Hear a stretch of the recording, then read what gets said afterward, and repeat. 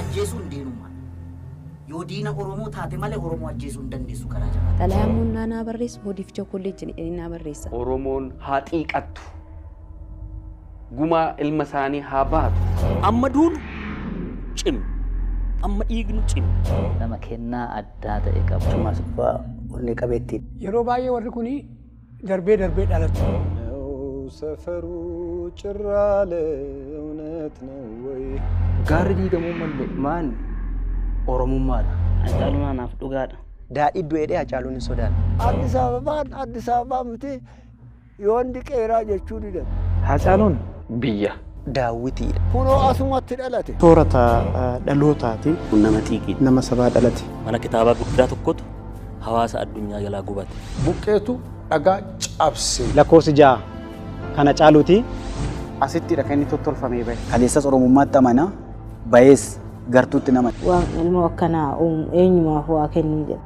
Walirraa fagaanne kunoo hundugdaa garaa taane nutti dhiistee deemte atisoo seenaa garaan baane achi buuteen kee dhabame akka miila bakar waaree hacee hundee ilma Oromoo wal jaalachaa wal dhabnaaree.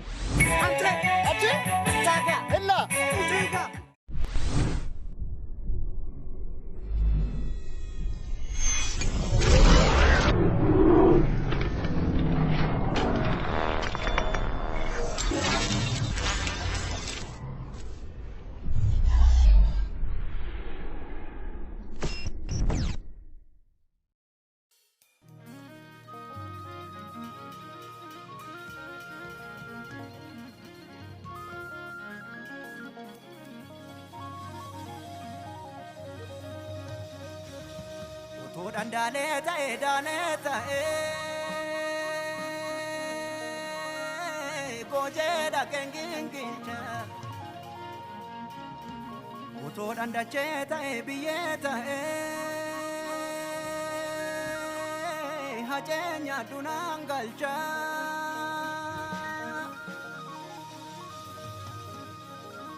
Buram punyang kabdi Bektem pumpatu mane Garangko di bekabdi dupi bati Bafteni matu mane Ilmu lenjadu eda pardu eda Warabe sigadare Chike sawa cheda parwa cheda Chapen tu ludok sare Sina lerer munya tu hinjene Lubu sakani sabasam kene Waila vagabati margu male Waina madwe tingale male Ni hafte jene garang kutane Ni uftas jene abdi noranne isin boyni yaadane gini mararosir. Namni dachee kanarratti yoo dhalatu baay'eedha. Yoo lakkaan garuu hedduu keessaa muraasatu akka ibidda tulluurraa ol bahee mul'ata. Namni gaafa dhalatu sabaaf yookaan warraafi yookaanis ofiisaatiifi gariin immoo sadanuuf osoo hin taane dhalatanii dhaloota qofaa tolanii hafu. Nutis kanumarraa kaanee kaaniin baga dhalate yookaan dhalatte jenna gariin ammoo osoo dhalachuun isaa hafee yookaan haftee jennee gocha yookaan oolmaa isaatiin ni abaarraa yookaan immoo ni janyaa ni eebbifnaa ni leellifnas.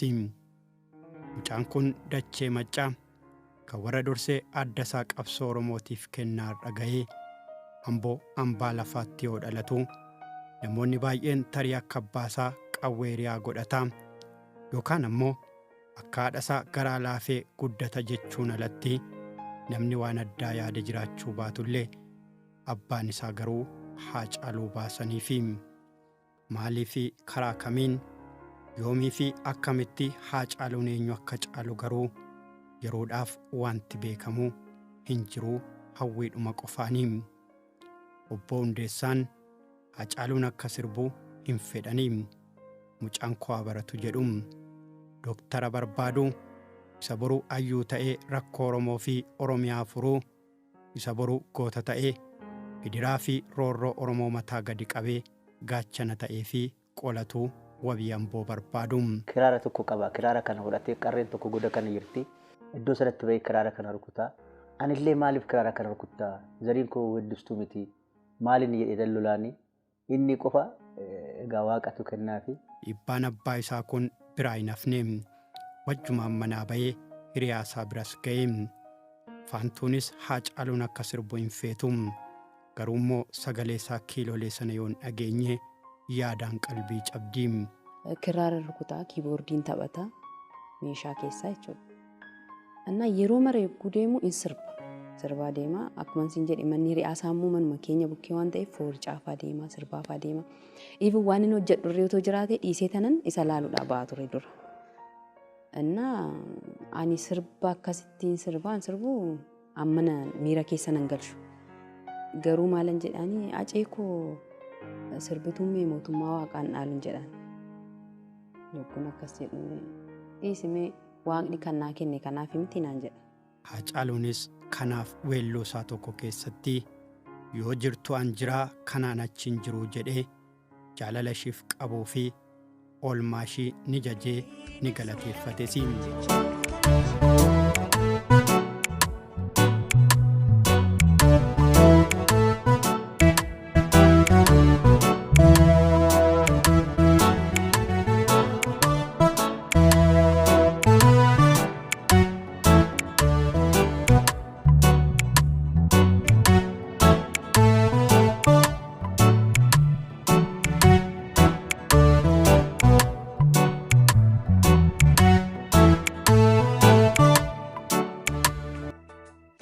Mucaan xobbeen kun fedhii abbaa fi hiriyaa isaa dagatee kiraara qabatee qarree dabbisitti bahee aartii akka burqituu keessaa ol danfuun of dhaggeeffataa, of madaalaa, of sirreessaa, quuqqaa fi quuqama keessa isaa fi Oromoo keessa jiruu baasuu danda'uusaa of safaraa. Farda gurraacha lagarra kaachisanii qoricha naaf maltee suma nyaachisaniin ammoo weelluu Hacaaluun afaan itti saaqateedha. Sagaleen isaas kanumaan moroodame. Farda gurraacha lagarra kaachisanii qoricha naaf hawwitee si nyaachisanii qoricha naaf hawwitee sanuu dhaga'e. Inni alaa weddisaa dhufnaan kaatee immoo hiriyyaan isaa lollaan dubbuusaa amaaruu waaqni. Obboleessi koo maal taate maal ultan hundeessa mucaan kun yookiin buddeena isaa ta'abe wanti kun. Jireenyi akka marsaa gundoo asumaa naannofti. Hacaaluun garuu kaayyoo fi mul'ata isaa wajjin qolee isaa jabeeffachaa fuulduratti. Jaalalli ganamaa faantuu damisoo diroo ibidda saafaadha. Rakkoo fi gidiraan Oromoon itti jiru mata bowwoodha. Dhukkubni isaa hamaan immoo muuziqaadha. Roorroon immoo muuyyaleedha. Oromoo nyaachaa jirti. Daandiratti naana argummoo natti dubbata. Akkam natti dubbatte nan arrabsa. Arrabsee galee tana maafan arrabsee dhimbo'a ture. Mana keenya bira darbee mana isaanii dhaqan. Galgala mana hiriyaa tokkotu jira. Achitti kiraara taphata. Amma inni galutti ani hin galu manatti. Yookaan lukaan dhiqadhaa yookaan waan ta'een godha balbalumarra dhaabbadhee isa eega. Yogguu inni galu innis ilaalu dheetu. Utuun barbaadin garagarii ilaalee darba mana keenya. Naanni darbee deemu bahee tanan amma inni mana isaa balbala mana isaanii bira galuutti dhaabbadheen gaggeessan. Achi galee rafaa deelii bakka kanumadha. Amma inni isaa argu garuu naasuun koon oolu xalayaa walii barreessina. Taakudhaan nageenyu yeroo calqabaatiif suura wajjin kaanii jechuudha. Hamboo keessa wanti nuuf hin jiru anaaf ajee. Laga keessa hin jirra. Iddoo awwaalaa irree nageesseetu. Awwaala lafaa maqaa isaanii faana dubbisiisaa ture. Karaa Addis Katamaa na fuudhee deema. Karchallee maasaa. Edda bahee irree karchalleedha. Edda bahee karaa karchallee deemnee mana koo kunuute. Xalayaan immoo naa barreessu hodiif chokolleejjin jedhanii naa barreessa. Dhumarratti Hacaaluu Hundeessaa jedhee mallatteessa. Ka hodiif chokolleejjin naan jedha. Hacaaluun kana hundaa baachaa tulluu muuziqaa dheebuu jalqabee namni tulluu dhiibuudhaaf manaa bahe immoo yoo milkaa'e ni jigsaa yookaan immoo hanga jiguutti yoom biraa taa'aa. Guluffiin fardaa, daakaan bishaanii, loon tiksuu fi taphni korboo ammoo Hacaaluu magaalaa Ambootii baasanii warra akaakayyuusaa goosuutti sagalchanii. Waggaa 70 irraa fudhadhe. Waggaa 70 fudhadheen lafa Majaa jedhamu goosuutti guddise. Ilmoo koo bishaan daakuu barsiisee, sirba barsiisee, akkanatti sirbu jedhee, goota faarsanii jedhee. Tuqamuun jaalatu gaafa tuqame garuu abidda jechuudha. Goota waan godhoo dhabee nama wajjin illee walitti bu'ee gaafa namni gargar nama qabu ijatu diddiimataa. Hacaaluun Amboof dhala isaati, ilmoo isaati, dhiiga isaati, waa hunda isaati.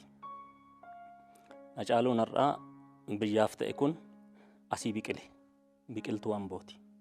Oromiyaadhaaf immoo yoo fudhatte faajjii isaati, faajjii Oromiyaati, mul'ata Oromiyaati. Hacaaluun ayyaana aartii qofaan kan daanga'e otoo hin ta'in guddisa isaarraa ka'e, naannoo isaatti waan argurraa ka'e, waan baraterraa ka'e, diddaa, gootummaa, fincil namaa waawu jechuu naannoo baraterraa ka'e. Waggaa 27 dura sirni dargii kuffise kun yeroo dhufu akkamitti asitti gootummaadhaan akka lolaa ture, akka asiin ceene akka lolaa ture uummanni kun. Yeroon asirraan darbu taankii asitti daaraa ta'e baay'ee ilaalaan darba, ajaa'iba. Gootummaan naannoo inni itti dhalatee kuni ajaa'ibadha. Anaa fi haadha isaatii haadha malee ilmoo miti. Haadha. Yoo dhufu konkolaataa achi dhaabee fiigee innaa dhufu karaa kana qabatee jirta attam jedhee kana qabatee haadha anatti akka haadha akkanatti ana akkanatti na wajjin otoo cannaqamu mucaan koo baalageen balleessitee Hacaaluun haadha keenya malee ilmoo keenya miti. Haadha keenya haadha nu dhaltedha. Haati nama dhaltelee nama nuffiti. Inni qofa nama nuuf fide. Hacaaluun anaaf dhugaadha. Dhugaan dhugaadhuma ibsa biraan qabdu. Hojjetees biyyuun kana keessa taa'e hin baqannellee gaafa na ajjeesan na ajjeesan jedhee garuu akka du'uun beekaa akkasumatti ajjeesan. Anaaf Hacaaluun mana barumsaa kiyyaa, ijoollummaa kiyyaa, waa hunda kiyya.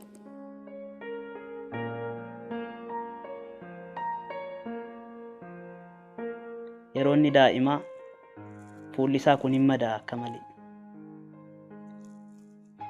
Yeroo sadeessi sana isheen barattu turte, hin baratti turte mana barumsaatti. Isa manatti dhiistee isa dhukkubsatu kana mana ciibsitee gaafa mana barumsaa dhaqu eette haati keenya guddattuun. Blackboard irratti gaafa barsiisaa waa barreessu barreessee gaafan gadi jedhee ol ka'u masmara isa duraa barreesseen innaan ol jedhee ilaalu isa lammataa dubbisee barreessuudhaaf gadi jedhu gaafa inni fuula isaa hooqee dhiiga isaatu dabtara korranatti mul'ata. Isuman dura barreesse sanaan deebi'ee barreessa. Sammuun koo sirrii naa ta'uu dinnaanan amma mucaan koo naaf fayyuutti jedhee dhiisee manatti deebi'ee jetti. Aarsaan akka haadhaatti ishiin kaffalte kun akka haadhaatti salphaa ta'uu danda'a. Akka dhala namaatti garuu waan sammuudhaan olidha. Kana beekaaf natti fakkaata gaa haadha waliin qabnu qobaasaatti baafatee guddattuun koo aduutu jedha. Baay'ee wajjin cinqamee baay'ee wajjin rakkadhee tana guddisee kanumaaf naa kakata malee maalan godheef ijoollee baay'een qaba. Namni lubbuudhaan jiru tokko yoo harki mirga isaatii tokko cite harka kiyyatu cite hin jiraadhu hin jedhu numa jiraata. Bitaas taatu harka mirgaatiin eeboo darbatta yoo ta'e hamma harka mirgaa san darbachuu dadhabda malee bitaadhaanis inuma yaalta. Namni yeroo tokko tokko yoo ijji tokko si jaame ija tokkoon baay'ee hubachuu hin dandeessu. Hacaaluu biraa har'a yoo ijji lama badayyuu otoo hin jedhe wanni natti hin ta'u. Addunyaa kanarratti diinni Hacaaluun qabu yoo jiraate soba. Diinni Hacaaluun qabu yoo jiraate fakkeessuudha. Diinni Hacaaluun qaba yoo jiraate shira. Fakkeessituu miti Hacaaluun baay'ee. Sakandii tokkoof bara rakkina nama horiin isan dinqineedha. Waan namaa waan amma naan jaalatu waan dhugaa isaarratti taatitti immoo eeboollee akkanatti fuuldura qaban itti dirmee du'a malee irraan deebi'u. Kansaa adda. Kansaa adda. Beekumsi isaas guddinni isaas durumarraan itti fakkaata. Bakka guddaa ga'uu yaada. Jaalalaan guddatee horii tiksuu kanarratti baay'ee gara akaakayyuutti adeema. Maatii keessatti jaalalumaan guddate Oromoo biratti immoo irra jireessa eenyummaa isaatii nama quuqamudha obboleessi koo. Dhaloonni isaa gindii dhumsaatti duubaa kaasee abba torba dhalate. Abba torba dhalate haadhaan abba torba dhalate. Illaammu keessaa bahe abeebe keessaa bahe. Kan akka zoogaa booji'aa zarii isaati. Dhalattee daa'imummaa isaatiin dhugaa irrattan du'a. Balsa gafaa du'a. Balsa gaafa maatoo. Qabayyoo gafaa du'a. Garasuu qoricha xaaliyaanii. Kuuna gama sana miti kan xaayilaanii itti fannise dajjaa garsuu dhuki. Xaayilaanii dhaabee kan itti fannise iddoon kun. Iddoo jagni itti dhalatu. Iddoo waraanaati iddoon kun. Seenaa Taaddasaa Birruu hin gaafata. Seenaa Badhaadha Dilgaasoon gaafata. Akkasumas immoo Agarii Tulluun gaafata. Seenaawwan jiran kanan gaafata. Hawwiin isaa guddaan bilisummaa kana. Goota sanyii daraara kamanii daraara maal xajjeesse diinuma keenya xajjeesse miti daraara kamanii waan hin jiru zoogaa booji'aa akaakayyuu xoolaaf abeebe qeerransuma. Namoota ibsuudhaaf edaa jechoonni dadhaboodha. Dadhabina jechootaatu arge Haceen ibsa jedhee. Laafina jechootaa jechootatu na harkatti laafe. Isa ibsuudhaaf. Walirraa fagaanne kunoo dugdaa garaa taane nutti dhiistee deemte atisoo seenaa garaan baane. Achi buuteen kee dhabame akka miila bakar waaree. Hacee hundee ilma Oromoo wal jaalacha wal dhabnaaree. Achi buuteen kee dhabame akka miila bakar waaree.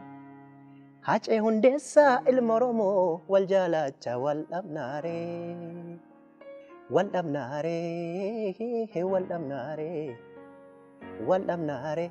Akkamitti wal dhabnaare. Erga umuriin isaa barnootaaf ga'ee fedhii abbaa isaa guutuu fi kaayyoo jeneraal Taaddasaa Birruu galmaan ga'uuf mana barumsaa Oddoo Liibanitti barachuu jalqabee.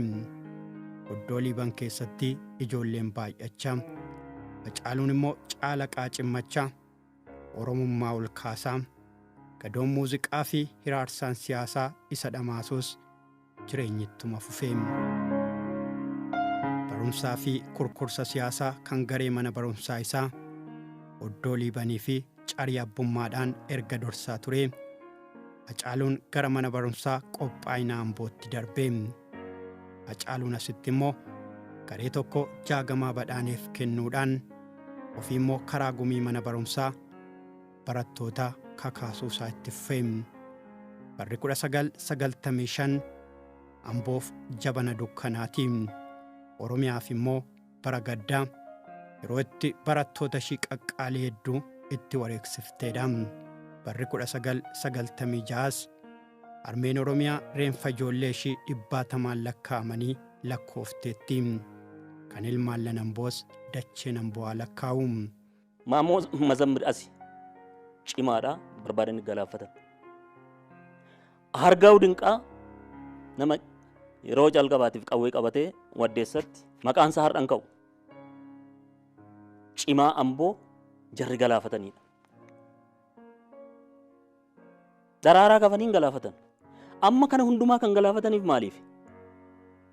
Jabaa isaanii yoo ajjeefne Amboo mataan gadi cabee jiiltee gadi teessi jedhaniiti. Dhiigni jara kanaa garuu daraaraa baay'eedhaan oomishe. Aargaa'u Dinqaa baay'ee oomisha. Maammoo Mazammir baay'eedha yoo oomisha. Amma duunu cimnu. Amma dhiignu cimnu. Isa ammaa kana immoo jiilchuuf otoo hin taane jaagamaan illee akkasumatti wareegame beekta. Jaagamaa badhaaniidha. Kanaa caalummaa adda. Deemi fagaadhu malkaas luba faana bu'an oolanii roorroo namaatus didi jabaadhu garaan abbaa faana duuti du'an oolanii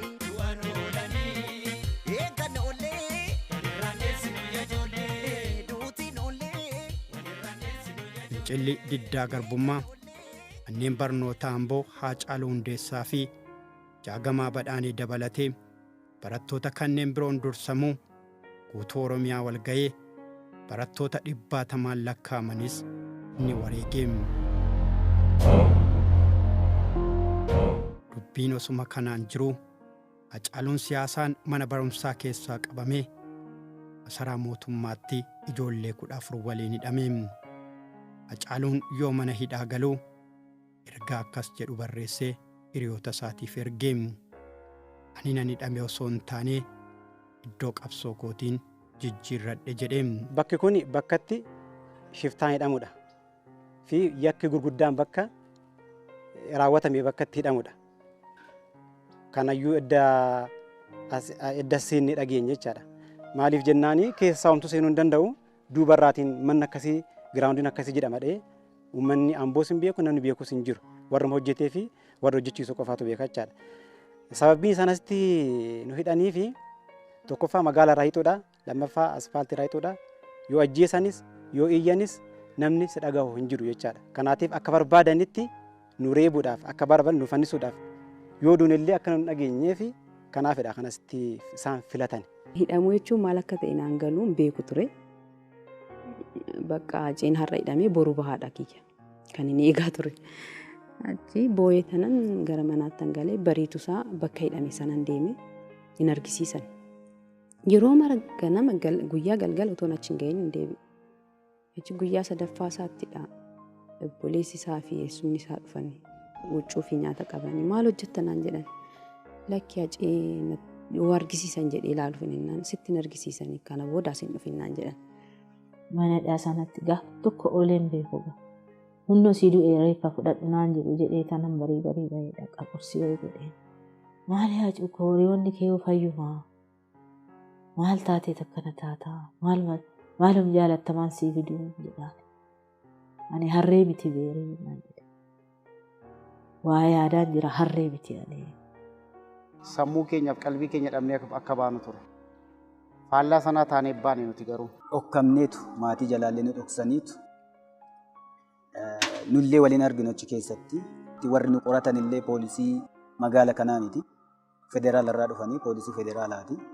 Ani mana isaa gadi kanatti hidhamee Hacaaluun kun mana kanatti hidhamee egaa mana kana hidhaatu wal nu barsiise jechuudha. Sababbii galgala geerarsaatiin ijoollee jabeessa jedhamuutiin achittis illee reebamee hangaarraatti gurrisaa hanga gaafa duutullee gurrisaa dhukkubsataadha. Maatii dhokadhee kanan deema. Guyyaa meeqaffaa isaatti innaa waraabbaman nan arge. Bakka Hacee sagalee dhuma isaan dhagee bazzii lihidedhe sagalee isaan dhagee namni baay'een waan ilaalaa ture.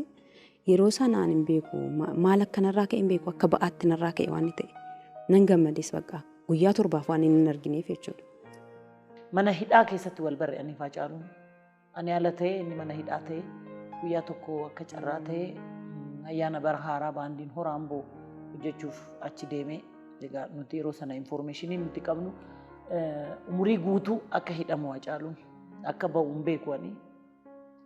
Kanaaf Hacaaluun sagalee kiiloolee kanaan geerarsaa Geetaachoo Hayilamaariyaam geeraraa inni nan bu'a bakka baay'een bu'ee maaliif sagaleen akkana yeroo kun otoo bahee hojjechuu danda'u akkamitti as keessatti hidhamaa dhannaqaan yeroo baay'ee yeroo ayyaana waggaasa wajjinan oolaa kaaseetti haaraan gaafa ba'u biteefin naqaa achitti.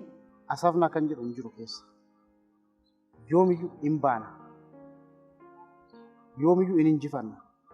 yoomiyyuu waa tokko uummata kanaaf keenyee dabarra waan jedhudha. Inni kun almost itti milkaa'eera. Gaafa nuti achi gallu maal goone inni irratti malee maranne. Ani isaan keessaa xiqqaadha. Natti aanee mucaa dheeressaa jedhamu tokkotu kutaa 7dhaan kutaa 6dha isaan kaan kutaa 9 kutaa 10 kutaa 12 warra kaan. Uummata kana barsiisuu qabna abaa caarraa kaasnee inni yaadde. Edda kutaa 1 kutaa 2 barsiifnee booda waggaa isaatti waajjira barnootaa eeyyamsiifnee leegaal goone jechuudha. Reen kun immoo yeroo mara lafa Hacaaluun kubbaatti taphachaa turedha. Hacaaluun achi keessatti barsiisaa ispoortii fi muuziqaati. Hiriyoota isaa kana faana jaalala kan qabu sirreeffamtoota kaaniif illee jaalala gaarii kan qabu amala addaa kan qabu mucaan kun. Namni mana hidhaa keessa taa'ee yookiin dukkana keessa taa'ee waa'ee ifaa uummataaf yaaduu miti ofiifuu yaadu. Waggaa 4tti galmeen nutti baname. Wanta Hacaaluun uummata kanaaf gumaache weelluun qabsoo Oromoo dadammaqsa iddoo kanaan ga'e kun asittidha kan inni tottolfamee bahe. Walaloo isaa sanyii mootiin alatti asumatti barreesse. Lakkoofsi 7 hankooti, lakkoofsi 6 kana Hacaaluuti. Wanta addaa waan adda ta'e yookaan immoo zeerfoor jennee waamna nuti. Isni yoo keessa jiraate yookiin foon qulqullaalii waan akkasii ta'ate innis achirraan bahee na gurshaa anis asirraatiin beetan isa gursha. Tanoo yaada yeelalaa irri geerareen quufnee hidhaa qaallitti jira. Irri geerareen quufnee hidhaa qiliinxoo jira. Irri geerareen quufnee hidhaa karchallee jira karchallee amboo jira. Anoo maalan geeraraa tanoo yaada yeelalaa. Iraarsaan mana hidhaa cimus dhiirri hanga reebamuu lafeen isaa jabaataa hanga dhiibamu immoo dhiibuu baraam.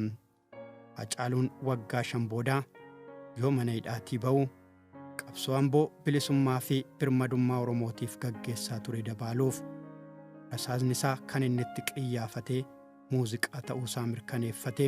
Ani immoo hawwisoo urjii adaamaa galeetan ture beeksisa wayitu ba'e achitti hooggantoota yeroo sana jiranitti sittimee nama dandeettii akkanaa qabutu jira. Yeroodhaaf dibbee yaadaati irratti nu fudhadhaati. Ammayya irratti immoo sagaleedhaan hin sirbaa. Mee ilaalaa hidheetan dhufee aceen qoramee darbee akkasitti ammayya irratti sagalee otoo sirbuu aadaa irratti immoo dibbee sana otuma hojjetu akkasitti 8 wajjin hojjennee innis gara amboo barumsaatti deebi'ee.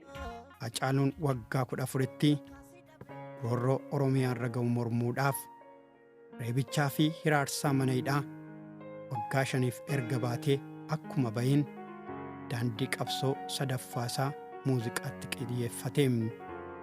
Qabsoon manneen barnootaa oddoo liibanii hanga qophaa'ina ambootti milkiidhaan kan mana hidhaas injifannoo guddaadhaan. Inni sadaffaan ammoo qabsoo karaa muuziqaatiinis dabaaluudhaan. Qabsoo karaa muuziqaan jirus injifachuudhaaf iddoo qabsoo jijjiiruun dirqama ture. Iddoo qabsoo fi akkaataa qabsoo jijjiiruuf ammoo adeemsi qabsoo ulfaatus yeroo sanatti koodeen isaa ingiduu cimsaa qoftii gahaa ture. Goonni onneen sibiilaa kun albeema isaa jalqabaa yoo hojjetu Oromoon yerootti abdii kutate ture. Ajjeefamuu Oromoota qaqqaalii guutuu Oromiyaa keessatti taasifamu ilaaluudhaan abdii kutannaa keessaa yoo saba galchetti. Yeroon kun yeroo Oromoon tasayyuu aangoo siyaasaa argatee biyya kana akka hin bulchinetti yaadamee kaan callisuu filatuu yoo dhaabbileen mormitootaa Oromoo mogoleen laafuu Hacaaluun as bahee Oromoodhaan ati sanyii mootiitii jedheem. Oromoo ati sanyii mootiitii moof dhalatte jedheem. Ati guddaadhaan guddaan ammoo bulchaadha jedhee saba isaa kakaaseem. Erga Oromoon ati sanyii mootiitii jedhee onneessee boodaan qabsoon Oromoo amburraa finiinuu Oromiyaa guutuu yoo wal ga'uu dadhabuu qabsoon sabichaa boodatti deebi'uu yoo kajeeluu tokko yoo diiguu kan biraa immoo yoo irraa fiiguu tokko yoo dhiiguu inni biraa immoo yoo callisuu Hacaaluun waa'een keenya yoo itti dhiisan naman dhiisuu dubbii keenyatu akka hin taane jedheem. Waa'een keenya akkamittiin dhiifamaam yoo dinnee diddaa barraam yoo fincille ammoo ni bilisoomnaam yoo falmanne immoo ni walaboomna jechuudhaan itti geerareem. Sirba kanaan Oromoo wal ta'ee wal dhagayeesiim. ammas kaayyoon Haacaaluu fi Oromoo galma hin geenye. Inumaayyuu dubbiin Oromoo cabarratti okkola ta'ee maqaa maastar pilaanii jedhamuun handhuurri Oromiyaa Finfinneen Oromoo irraa cituuf kaate. Seenaa Oromoo keessatti qabsoon dhiigaa fi aarsaa wareegama guddaa nama kaffalchiisu yoo dhufu Haacaaluun ni barbaachisa ture.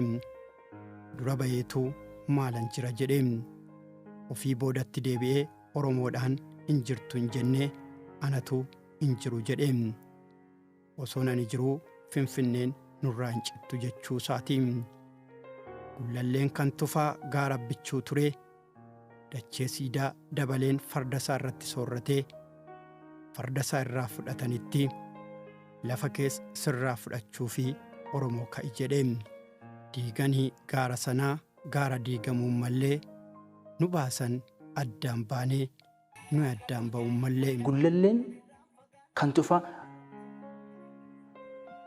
yaadni kun kan ba'e namicha Enrico Cheerilu jedhamu bara 1922 the folk literature of Oromo Profeesara Xaaliyaaniidha.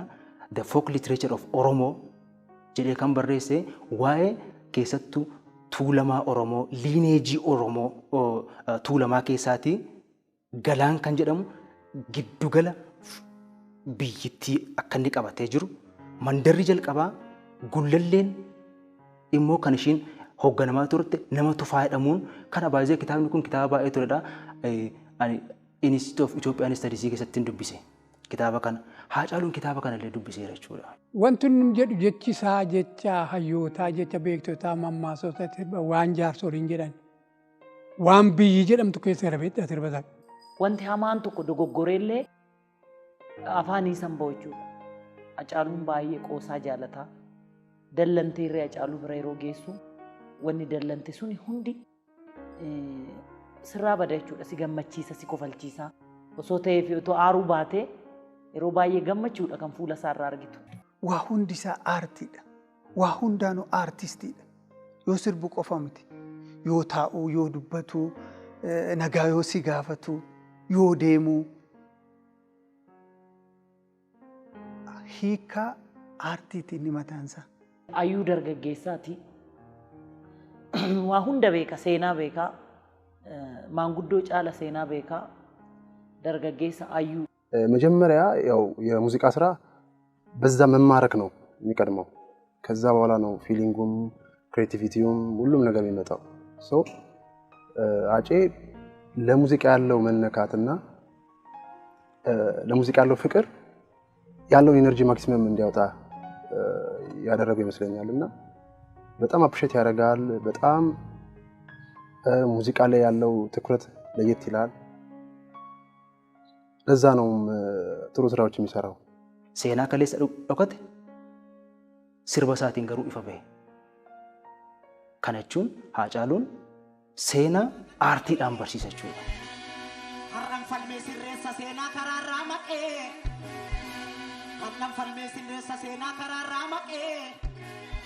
Fardatu garbuu liite biila tuttufaa deema. Baratu darbuu diide ofii gungumaa deema. Baranoo barroo maali barroo barumaan darba. Diiganii gaara sanaa gaara diigamuu hin qabneedha. Gaara diigamuu mallee. Gaarri diigamuu mallee maanni Oromummaadha.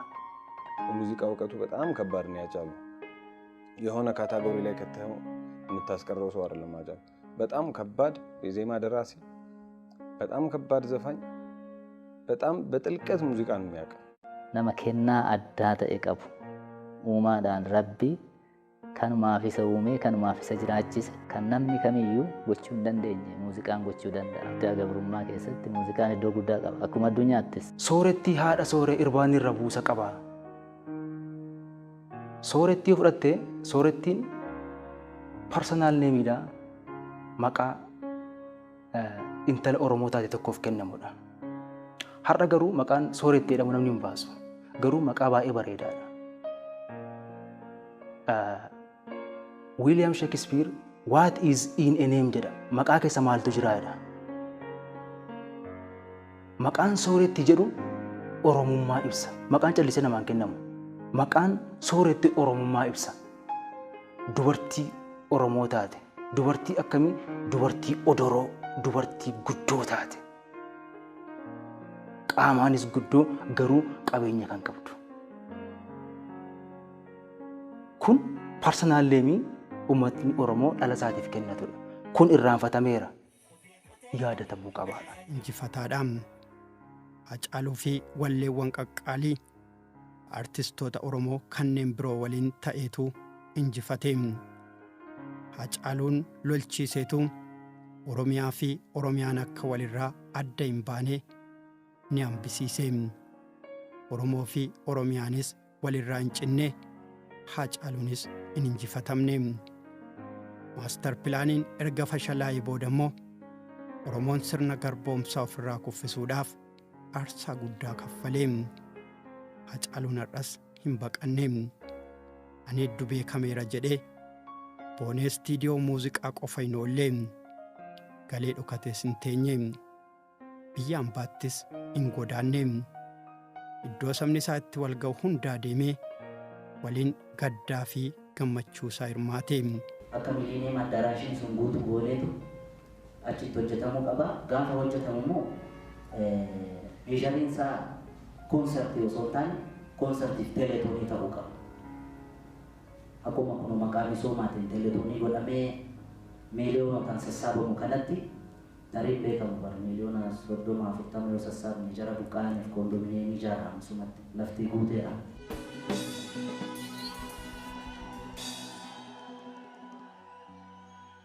Harargeen mancaa qarraa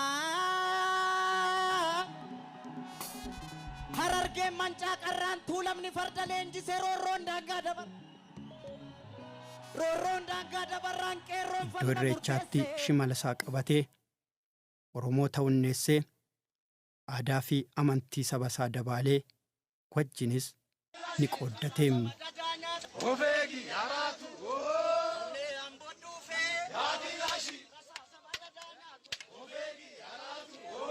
Waa'een keenya yoo itti dhiisan naman dhiisuun na raffisuu na fuuldura yaada naqeen kormi biyyaa ba'ee biyya ormaa jiru hin bookkisuunuma baroodaan boolla keessa teesseet boolla qottii dhaala abbaashii filmoorrirmaan uffadhunaan toluu nyaadhunaan sifaa'uun dhaqee cinaachi koo yommuu lafa ga'u waan arrafuun se'aa hin rafne jechuudhaaf ciisa koorran jiraan hoggalaanetiyyaan arakkii loofsituu aanee alaa eegaaf juuntaaniin abjootiniin mul'ataa deeminaan jedhaa dukkanaan ibseen roorroon ammaattus didi jabaadhu garaan abbaa faana duuti du'an oolaniin cabsaanaa cabuu dhaloota duraan deesseen dasee taatee magariituun biyyee dirreetti walariitu fardeenni maariyyee keessa qaxxaamurree dalantaan darbinaa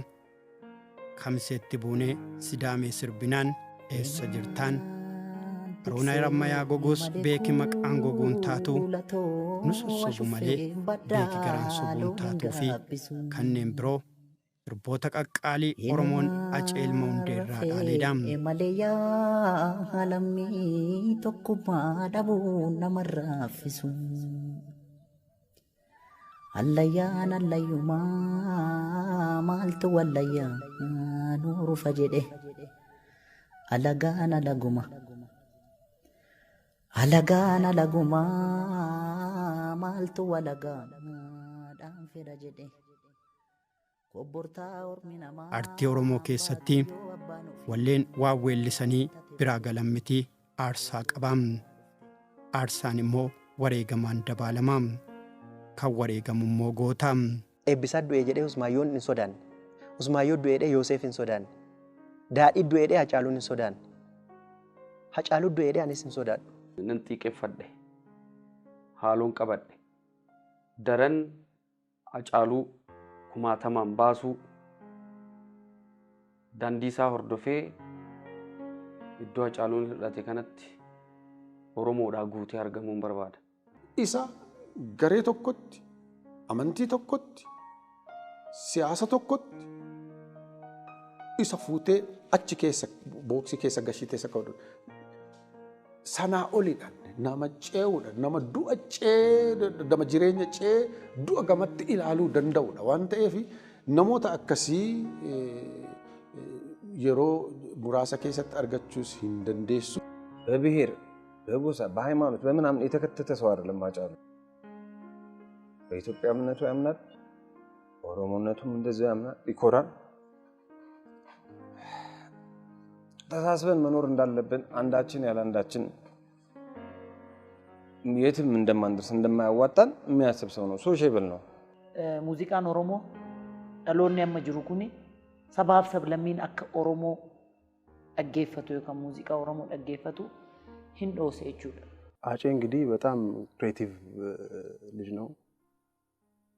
በጣም ኢነርጂው ለሙዚቃ ያለው ኢነርጂ ለሙዚቃ ያለው መነካት እና ጥበብ አፍቃሪነቱ ይለይብኛል። እሱ በጣም አፕሪሼት ያደርጋል። እኔ ማለት በተደጋጋሚ መገናኘት እድል አጋጥሞኝ ነበርና በጣም ለአርት ያለው ቫልዩ በጣም ከፍተኛ ነው።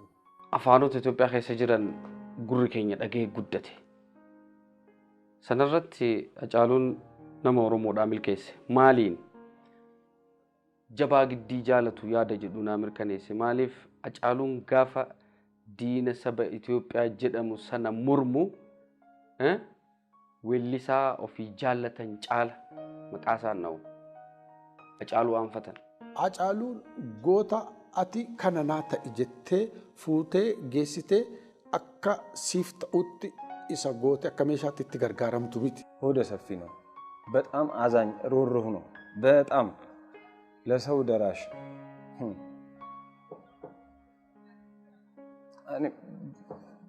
ምን ማለት የምናውቀው ሰዎች ነው። ከሱ ብዙ ነገር የተማርነው የማያውቀው ሰው ይሄን ይማር ከሱ ይሄን ይማር ልል አልችልም።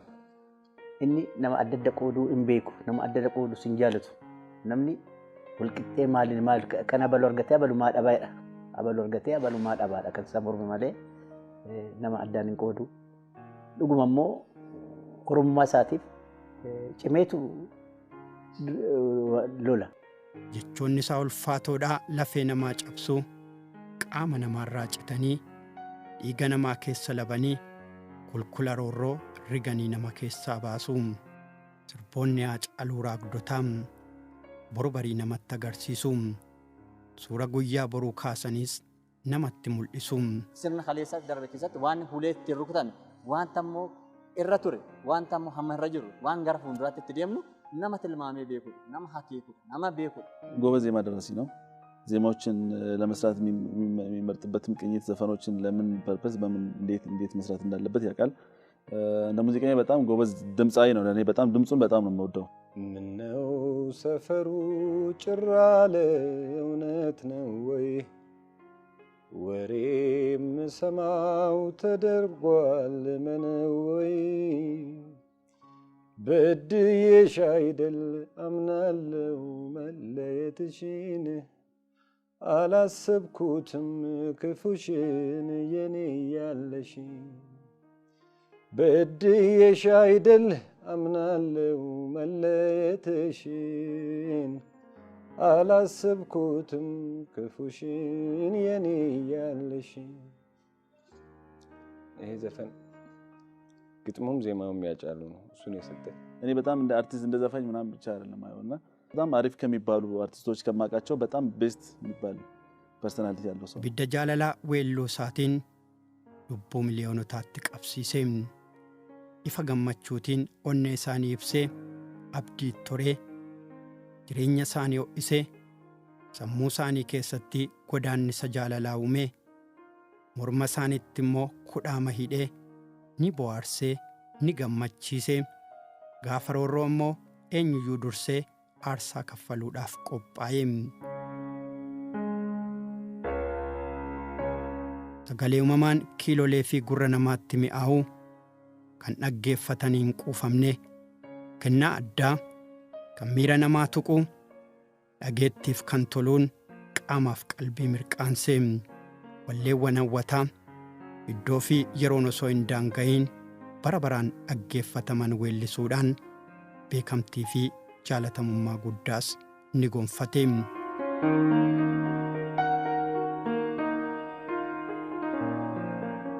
Sirboota isaatiin uummanni mirga isaatiif akka falmatu kakaasuun alatti qabsoon uummataa wal qabatee akka finiinuu boba'aa ta'anii ibidda qabsiisaniiru. Tokkummaa fi qabsoon uummataa akka sibiilaa jabaatee jijjiirama fiduu akka danda'us mirkaneessaniiru. Injifannoo Oromoon Adiwaatti argate irraa fudhatame Oromoodhaaf deebisuuf hayyuuleen hedduu qorataniiru, barreessaniiru, barsiisaniirus. Garuu immoo Oromoon kan kooti jechuu dadhabee lafee ilmaan isaatii lakkaa'as jiraate. Hadda 4 kiilootti geerarraa nuun jedhe. Jecha tana duwwaa jira. 4 kiilootti geerarra yeroo jedhu akka ani hubadhe erga sagantaa sana xumurree baanee booda hin taphannaa 4 kiilootti hin taphannaa hin bashannannaa hin geerarraa waan jedhu hinatti fakkaate. Biyya kana keessatti namoonni Oromoo ta'anii aadaa biraatiin afaan biraatiin waan Oromoos waan biyya kanaas ibsan hedduutu jira. Yoo danda'ani guutumaa guutuutti fudhatanii kan ofii godhu, yoo kan ofii gochuu dadhaban immoo akka kan Oromoon taane godhu. Jidduutti hambisu. Oromoon Adwaas haa ta'u, seenaas haa ta'u, namoota dhuunfaas haa ta'u, namoota aartii keessa jiranis waan hedduu hojjetanis haa ta'u, yoo irraa fudhatamee kan kee miti jedhame kan koo miti jedheetu ofirraa fageessaa jiraate. Otoo dhaaba wayiin dhaabbatiin, otoo garee wayii dhaabbatee karoora waggaa dheeraatti hin baasiin, waan hedduu qorannoo garaagaraa irratti hin adeemsisiin, garuummoo dhugaa Oromoo hubatee onnee gootummaa Oromoo sanaan waan Oromoon qabu seenaa muraasa otoo hin ta'in, namoota dhuunfaa otoo hin ta'in, seenaa Oromoon biyya kana keessatti qabu inni guddaan Adwaa. Hacaaluun qobaasaa Adwaa Finfinneetti fuudhee galche. Meeshaan isa fuuldura jiru kan isaan sodaachifne. Waan barbaade abbaa barbaadetti akka barbaadetti ergaa dabarfachuu kan danda'u. Qabsoo Oromoo fidee kanaaf dafee ol bahee sii galee wanta kana bakka buusuun xiqqoo nama rakkisa. Nama umriin xiqqaan garuu hojiinsaa kan jaarsomaa olii ta'edha. Nama jaarraa 21ffaa keessatti dhaloota afaan ofiitiin jalqabee afaan ofiitiin xumure keessatti nama dhalate goota addaati. Gaafa gaarreen Adwaa gaafa maqaleessanii nuun miti farda keenya hin beeku bareechanii. Gaafa gaarreen Adwaa gaafa maqaleessanii gaafa lola Adwaa gaafa maqaleessanii. Maqaleettis Kurmaashiittis duula asumaa dhaqxee lafeen keenya jira. Nama waan itti amane lubbuu isaa waan wareeksisu haa ta'u, wanna fedhe haa ta'u, garuu inni durse kan dursu ummata kanaaf bu'aa fida, ummata kanaaf faayidaa tokko ni fida, ummata kana gara fuulduraatti tarkaanfachiisa, dukkana keessaa ummata kiyya hin baasa, boqoo ummata qucee ummata kiyyaa kana ol qabsiisa waan jedhu dalaguurraa duubatti hin deemu. Abbaa feetee mufachiise isa riskiin fedhe isa qunnamu haa ta'u akkasitti hin dalaga. Guyyaadhuma Hacaaluun Adwaan kan Oromooti. Oromoo hedduutu itti wareegame jedhee farda qabatee Finfinnee seene Oromoon halkan tokkotti hin fudhanne deebi'ee Adwaa kan kooti jechuudhaaf jechuudha. Kan kooti jechuu qofa otoo hin ta'in immoo seenaa achi keessatti laaqamee buburjaa'ee jiru kanallee akka gadi fageenyaan hubatuuf akaakayyuun koo dhaqee achitti du'eera namni jedhu baay'eedha Oromoon. Hacaaluun nama gabrummaa injifachuudhaaf farda ta'ee gulufee qaqqabee, eeboo ta'ee waraanee geessisee, irree ta'ee darbatee keessa fullaasee, qara ta'ee sammuu sabaa qaree akka wanteetti qaramee nama sammuu namaa keessatti qara miliyoona uume waan ta'eef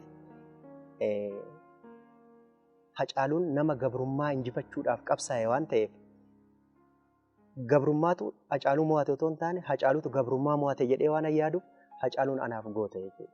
Geerarsi humna guddaa qaba. Hacaaluun immoo geerarsa sirriitti yeroo isaatti haala isaatti bakka isaatti imaawu aartiin wanta meeshaa fi hiriiraan meeshaa fi tarsiimoon waraanaa yeroo gabaabaa keessatti waan hedduu jijjiiruu hin dandeenye keessatti akkaataa inni itti the course of time jijjiiruu danda'u, the course of history jijjiiruu danda'u, the course of event akkaataa jijjiiruu danda'utti walitti makeetu dhoosee. Nannee Haceen maal ta'eetu akkamitti akkanidha jedheen ture. Jidduudhaan innaa citu bakka waanuma ajjeesanis natti fakkaate dafee tanan bilbile bakka. Tana sodaata akkan qaba. Namni isteejii sanirraa gadi hin buune dhahamee jira. Nutti bilbila. Maaliif badee sagantaan sun maaf addaan citee achumarratti wareegamee achumarratti wanti tokko maaliif wareegamee jedhu hinduuta maaliif jedhanii hin ajjeefnan jettanii jedha Hacaaluu afaan isaatii kan bahu. Waan akkanaa yoo dhiyeessite waan akkanaa yoo dalagdeetiin jette rakkootu sirra gaha. Rakkoo irra geessa Oromummaaf hin jenne. Oromoon wareegamaaf hin jenne. Hin wareegamnaa maaliif gara keenya qabnaadha jechi inni jedhu. Keessumattuu immoo geerarsa Warqumee godhe irratti guutummaa biyya kana kiroos afaan daangaa afaanii ce'ee daangaa naannoo ce'ee daangaa ardii ce'ee akka inni akkas raasu taasise jechuudha. Gaafa garreen Adawaa gaafa Adawaa sanii jedhee gaafa akkas jedhu seenaa Adawaa keessatti gahee hammamii Oromoon amma qabu Hacaaluu irraa barate.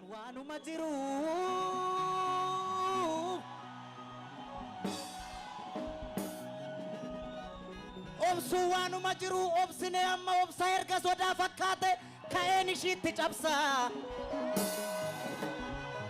Baannee hamma dandeenyu obsine amma obsaa ega tuffii fakkaate ka'een isheetti cabsaa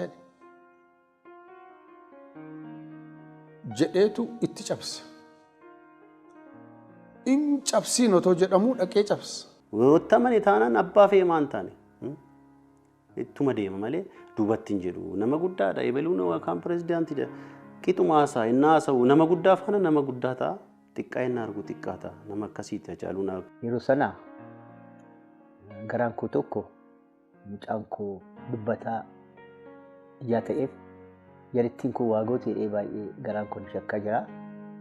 Karaa tokkoon immoo inni qurxee xumuree dubbatu immoo hirummaa isaa nama raree baga dhalateef jedha. Kaafadhu farda keellolii 4 kiiloofsitu aanee.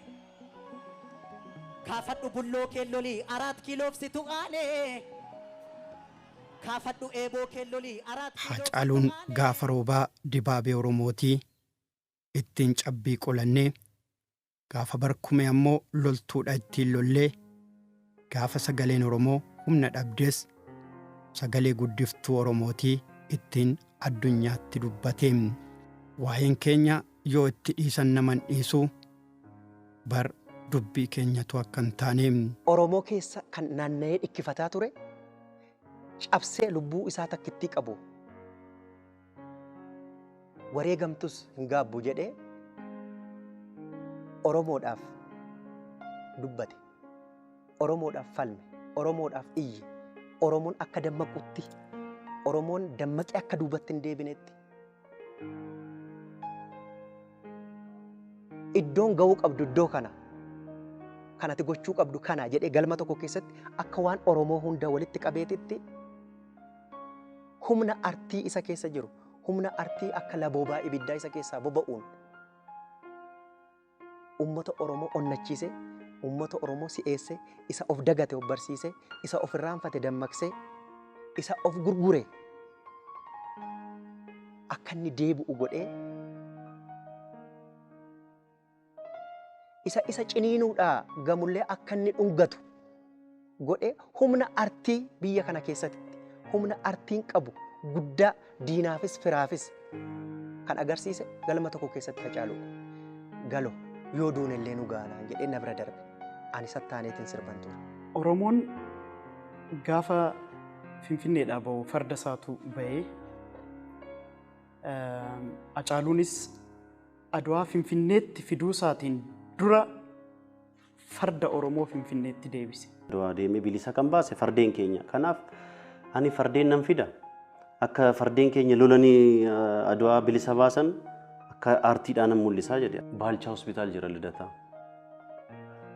Gara galeetuma xonneessee gara Baalchaatti geemee Baalchaa abbaa nabsoo Baalchaa gaafa Adwaa innaa jedhu waardiyyaan naanii indii maaltu nutti dhufe jedhanii namoonni bakka waan isaatu sammuu isaan nadhi. Seenaan biyya kanaa nama biyya kanaaf du'e kan leellisu ta'uu hin ta'in namoota humna argatanii biyya kana yeroo muraasaaf waggoottan dhibbootaan lakkaa'amaniif qorqaa turan warra sana faarsu ture. Adwaan akka sabni tokko kan sabni lama qofa mo'atee biyyattii kana garbummaa Xaaliyaan irraa hambise wayiitti kan fudhatamaa ture. Garuu fardeen inni itti agarsiise keessa fardeen naannoo kana keessatti naannoo Tuulamaar, naannoo Maccaa, naannoo kana keessa socho'anii gara Adwaa deemanii gootummaa isaaniitiin bilisummaa gonfatanii deebi'an suni kan inni magaalaa Finfinnee handhuura Oromiyaa keessatti agarsiise suni Oromaaf dhukkubbii ta'ee ture. Hacaaluun erga Oromoon sirna hin barbaachifne ofirraa jigsuudhaaf fiixeerraan ga'ee as bahe immoo jirra jedhee jirraa jirtuu jedhee onneet toreem warra harkaa laafeen immoo jirtuu jedhee barbaadee ni gaafatee ni iyyaafatee. Michael Jackson tiriilariidhaan beekama. BB King tiriilariidhaan beekama. Thriller is gone jedha BB King. Kun konseptii thriller jechuun excite wanta nama godhudha. Giant muuzishaanonni kuni Michael Jacksonis BB Kingis namoota muuziqaadhaan addunyaa kana raasaa turanidha. Konseptii tokkoon beekamu. Hacaaluun garuu kophaasaa jirra hundeensaa jirridha. Eessa jirraa? Jirraa maalan jiraa? Language productivityidhaan jechoonni irraa uumaman iyyuu malee beeziinsaa jirra kan jedhudha. Jirra bullee barii arguuf kun baay'ee optimistii ta'uu agarsiisa baay'ee pessimistii miti. Hacaaluun wanta tokko guulaan wanta dursee kanatti mul'atu waan guutuu ta'e wanti hanquutti mul'atu dursee waan guutuu ta'e wanta mul'atu keessatti isa roga qabuutu isa roga gaariitutti mul'ata dursee. Jirra bullee barii argachuun nam tokko bulee ciisee bulee barii arguudhaaf fedhii qabaachuunsaa mataansaa optimistii ta'uusaa agarsiisa. Namni akka of beeku akka mirga isaatiif falmatu. Dhalli Oromoo tokko akka mirga isaatiif falmatu eessa jirtuu jedhee dargaggeessa kana eenyummaa ofii keessatti uume. Namummaa kana mammaaksis wanni dubbiin itti seenuuf jiru jira jedhee seensa kan ka'umsa asitti qabaata jechuudha. Ka'umsi kun immoo maalidhaa? Koozii wayiiti. Sababa wayiitu jira. Sababni sun maalidhaa? Uumamni seera uumaa dabsee raajii bara kanarraa jagaa erga buqqee nagaa cabsee jedha. Waaqni sitti agarsiisu. Asitti uumaan waaqi wanti isa ala jiru uumamadha. Dhagaan buqqeen dhagaa cabsachuun sobadha. Yoo bara isaatu fuggisoo ta'eef malee bara isaatu fuggisoo waan ta'eef buqqeen dhagaa cabse malee buqqeen dhagaan cabsu. Kanaaf dhugaan yoomiyyuu dhugaa ta'uu ishii dhugaan diddibuus bareechuus bocuus kan hin barbaanne yoomiyyuu dhugaa ta'uu ishii ibsa. Ammas kaayyoon Hacaaluu fi Oromoo aarsaa dhiigaan dabaalamuus galma hin geenye. Garuu immoo mootummaa garboonfataa jalaa qabsoo Oromoon teessoon jalaa jiguuf qophaa'eera. Wanni sodaa hin qabne kun Osoo namoonni siyaasa Oromoo gaggeessaa jiran taa'anuu qabsoon dhiigaan ilmaan Oromootiin dhufe akka jalaa hin fudhatamneef isaanuma teessiseetti geerrareen. Ka'iseenii masaraan keenyaan sodaatinii dhiiga Oromootiin dhufe raakkiiloodhaaf situ waane jedheen.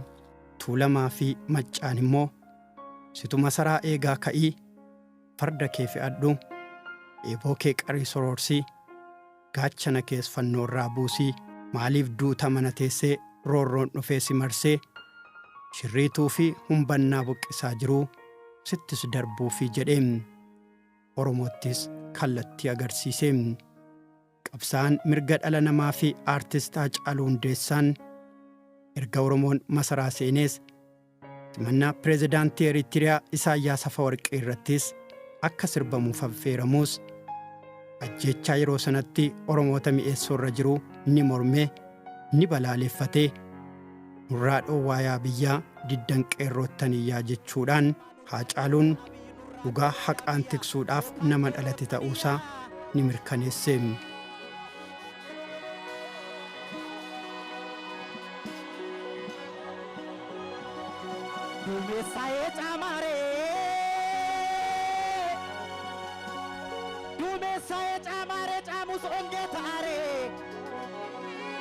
namni ibidda beeku daaraa argeenaare bakka ajaan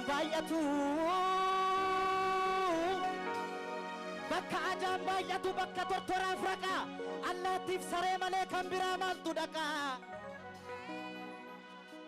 Qabsaan akka Jeneraal Taaddasaa Birruu, Neelsan Maandeellaa fi Mahaatama Gaandii, Ayyuun akka Hayilee Fidaa, falmaan mirga dhala namaa akka Maartiin Luuter King, abbaa weelluu qabsoo akka Maakeebaa fi Bob Marley, Haacaaluu Hundeessaa Boonsaa, kanaaf hin duune kanaaf hanga jirrutti nu keessa marmaaraa.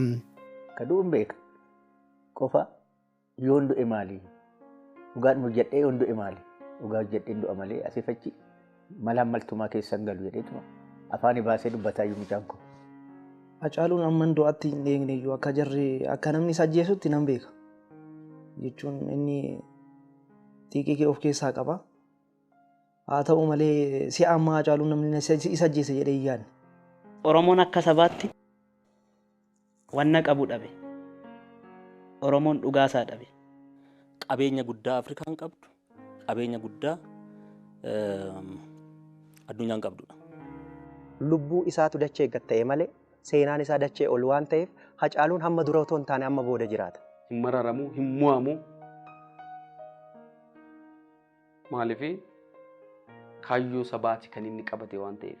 እኔ እንደማውቀው ትንሽ በደንብ ሰው ቢያውቀው ደስ ይለኝ ነበር። ትንሽ እንኳን ትንሽ ማለት ማንነቱን ምን አይነት አስተሳሰብ እንዳለው ሶሻብልነቱን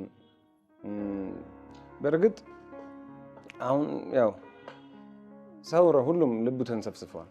አሁን ነው ያወቀው ይመስለኛል። ሁሉም ጋር የማየው ነገር አለ። አሁን ደስ የሚል ስሜት ይሰማኛል። እንደ ጓደኛ በጣም ተጫዋች፣ በጣም አንደርስታንድ የሚያደርግ የሚያዳምጥ ሰው ሲያወራ በጣም ማዳመጥ የሚችል መናገርም የሚችል አንደበቱን በጣም ደስ የሚል የምር በጣም አሪፍ ልጅ ነው። ሙዚቃን ሳስሞ ኦሮሞ መታወል ቀበቺሴራ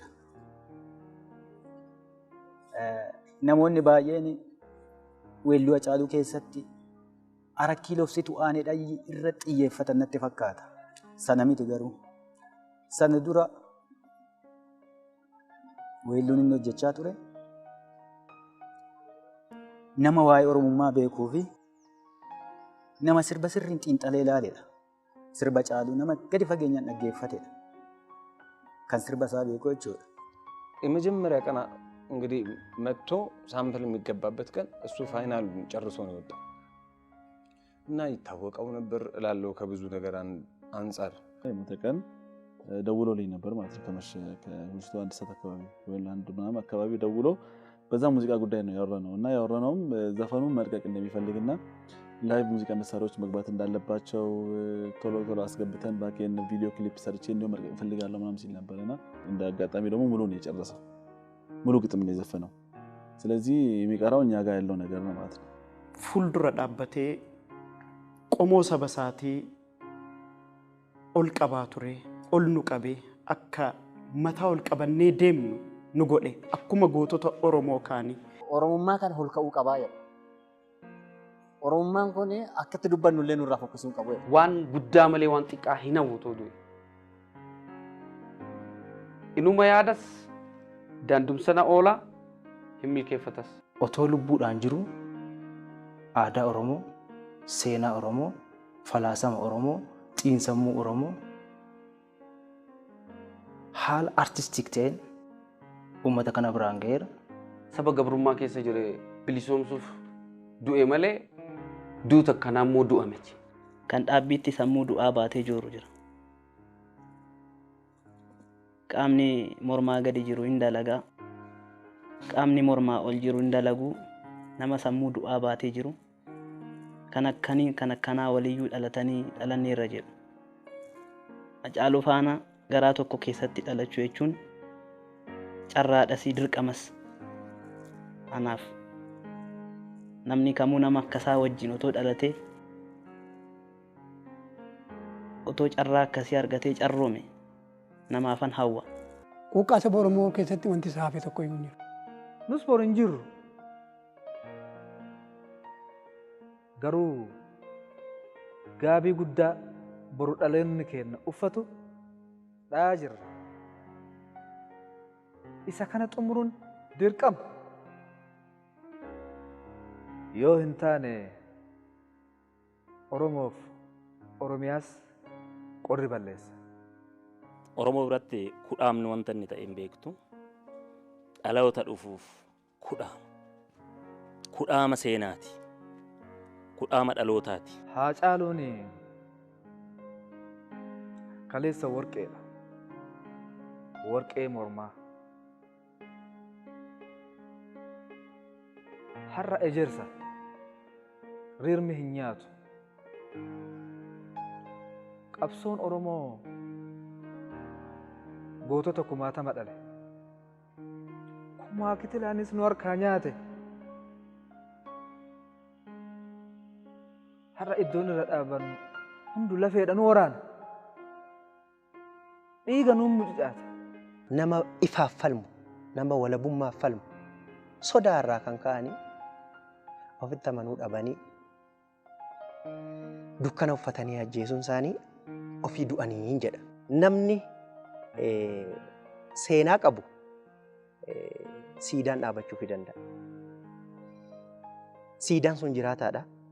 Hojii inni hojjete dhalootatti darbee jiraataadha. Hacaaluu waggaa 36 qofa jiraate jechuu hin dandeenyu. Garuu bara jiraate keessattis Hacaaluun mo'amee hin beeku. Yeroo jiru kana keessatti wanti isaaf nama gaabbisiisu illee hin jiru garuu obbiraa dhabuudhaaf nama obbiraa dhabdee obsitee teessu miti. Ejersa dhagaa rakkooti. Isa yoo muran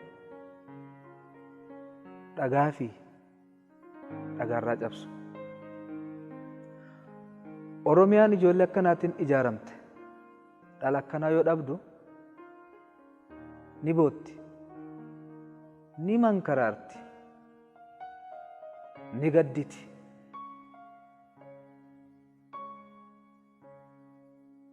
Hegeree isiitu gaafii keessa gala. Namoonni dhugaa mataa isaaniitiif jiraatan addunyaa kana irratti turuudhaaf carraa hin qaban. Nama akka barbaade namni karaarraa qabee nama isa oofutu addunyaa kana irratti jiraachuudhaaf amma ta'e carraa qaba. Namni dhugaa isaatiif jiraate carraa hin qabu. Hacaaluun hin duune yoomumayyuu hin duune. Waan gaarii hojjetee du'e aarsaa barbaachisu hundumaa yeroo gabaabduu qabdu kana keessatti raawwateeti jiru. Mana hidhaatti waan hojjetu hojjeteera. Alatti bahee waan hojjetu hojjeteera. Qeerroo keessatti waan hojjetu hojjeteera. Beekaadhaaf waan hojjetu hojjeteera. Ilma waa sadiif dhalchu.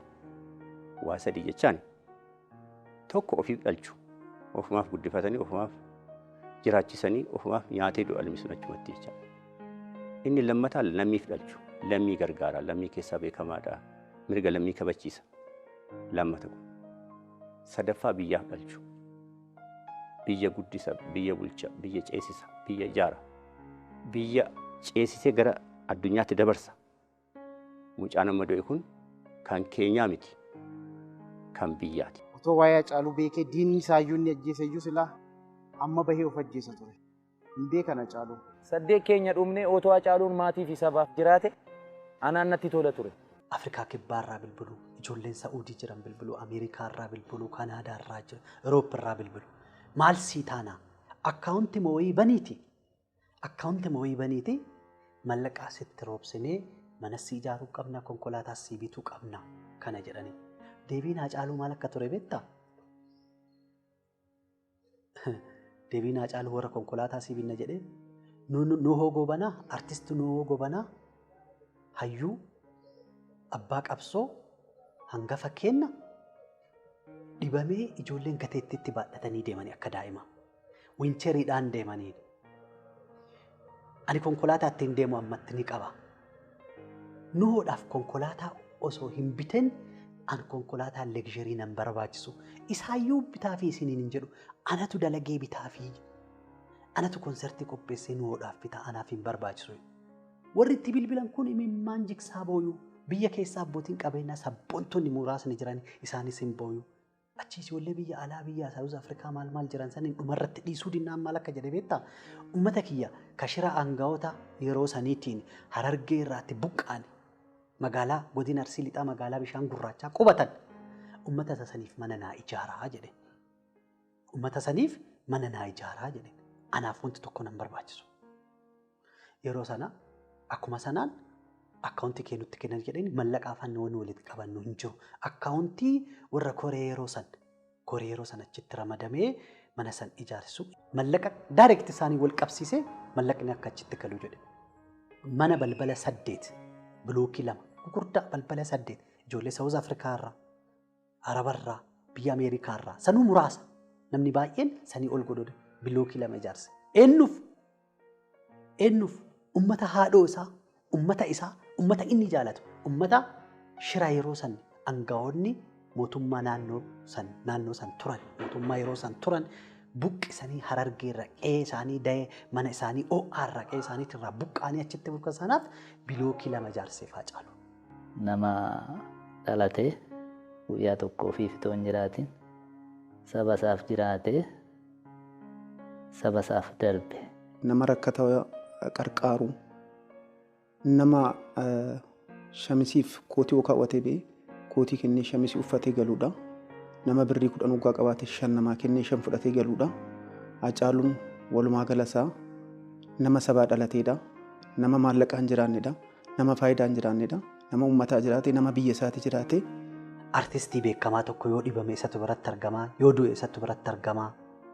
Qabsaa'ota gugurdoo tokko gameessa tokko warra abbootii qabsootaan isatu biratti argama. Gaafa Aliyyi Cirrii dhibamee achi ciisu namni jalqaba Aliyyi Cirrii achitti argamee Aliyyi Cirrii jechuun goota gammoojjii Baalee Koloneel Aliyyi Cirrii goota gammoojjii Baalee Koloneel Aliyyi Cirrii gaafa dhibamu Hacaaluutu biratti argamee dhibamsiise. Dhibamsiisee du'aan oolanii uumamaa gootichi gammoojjii Baalee Koloneel Aliyyi Cirrii hin du'e. Gaafa inni du'u Hacaaluun biyya biraa deemee jira. Galgala sa'a tokkotti biyya kanatti gale. Galgala sa'a tokkotti biyya kanatti bu'ee sa'a 3tti konkolaataa isaa kaafatee Finfinneerraa madda Walaabuu yoo dogoggoruu baadhe kiiloomeetira 800 fi sanaa oli. 800 kana konkolaachisee dukkana bineensaati beeke. Barii gaafa reeffa Koloneel Aliyyi Cirrii biratti gaafa argamu Hacaaluun mataa isaa of hin beeku. Kiiloomeetira hamma kana deeme daandiirra dhufee isa biratti argame isa biratti kufee reeffa isaa bira ciisee lafti itti bariite Aliyyi Cirrii awwaalchisee. Hacaaluun guyyaa rakkootiif nama kaattudha. Waggaa 2-3 duraa yeroo haalli baay'ee rakkisaa ture istuudiyoon kun xiqqoo rakkoo guddaatu nuqunnama ture. Sa'aatii sanatti namni abdattu yookaan waa sirra geellee bilbiltee waan mattu Hacaaluu ture. Maallaqaa fi nama na'uu miti Hacaalu. Maallaqni haafu jedha baandii guutuu malee hojjetu. Ani nama artii miti. Waan inni jedhu irraan dhagaa. Otoo duutee amma baandii malee hojjetu baandii guutuu malee nama hojjetu. Artii Oromoo sadarkaa tokko kan ol kaasee Hacaaluudha. Kaleessi har'a miti har'i kaleessa miti. Gaafa Harargeetti luka cabsan Wallaggatu okkola. Gaafa Ambootti ajjeesan Shaashamanneetu gumaa ba'a. Uummanni Oromoo durirraa kaasee biyyattii kana keessatti waan inni ta'aa dhufe Oromoodhaaf haaraa miti. Oromoodhaaf haaraa miti. Biyya abbaa keenya irratti ajjeefamuun, biyya abbaa keenya irratti hidhamuun, qeef qabeenya keenya irraa biyya abbaa keenya irraa nu godaansisuun nuti namatti darbinee miti. Qee namaas dhaqnee miti. Qee keenya dhufani. Uummanni Oromoo immoo uummata Oromoo fi Oromiyaa irraa miti, daangaa Oromiyaa irraa miti, daangaa Itoophiyaa irraa iyyuu diina tiksaa ture. Daangaan Itoophiyaan guutuu ishii otoo lafti gadi fageenyaan qotame lafee Oromootu ba'a. Daangaa Itoophiyaa tiksuuf jecha. Hacaaluun musliimaa miti. Oromoodha. Oromoon musliimaa obboleessa kiyyaa jedha Hacaaluun. Oromoon kiristaanaa jabaan obboleessa kiyyaa jedha. Oromoon waaqeffataa Pirotestaantii obboleessa sanatti amanayu. Ummata Harargee irraa buqqa'anii godina Arsii Lixaa magaalaa bishaan gurraachaa qubatan san kan mana bilookii 2 ijaareef balbala 8 ijaareef sana manatti galcheen dhiifne akka aadaatitti galaa isaan barbaachisaa waan jedhuun ji'a Ramadaana keessa wanni Islaamummaa wanni si kaaseef kan ummata maraata Hacaaluu wanni si jedhe ji'a Ramadaana keessa ijoollee tokko jiranii Kumaa Irkoofa kan jedhaman isaanuu ijoollee naannaa Finfinnee naannaa Gooroo Booree Arraabsaa fa'arraa ijoollee buqqa'an. Namni qe'ee isaarraa buqqeetu nama waa'ee qe'ee birraa buqqa'ee beeka. Ijoollee sana mallaquma qabatan akka walitti qabatan godhee Hacaaluun qindeessee sangaa furdifame. Ramadaana sooma isaanii akka ittiin sooma kana hiikkatan sangoolii 11 naabiitinaan jedhu.